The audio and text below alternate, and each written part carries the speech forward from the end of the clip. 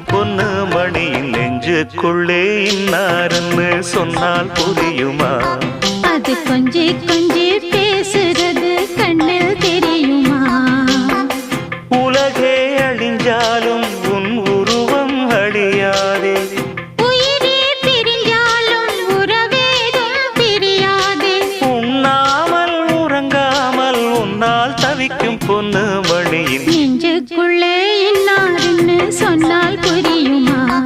அது கொஞ்சி கொஞ்சி பேசுறது கண்ணில் தெரியுமா?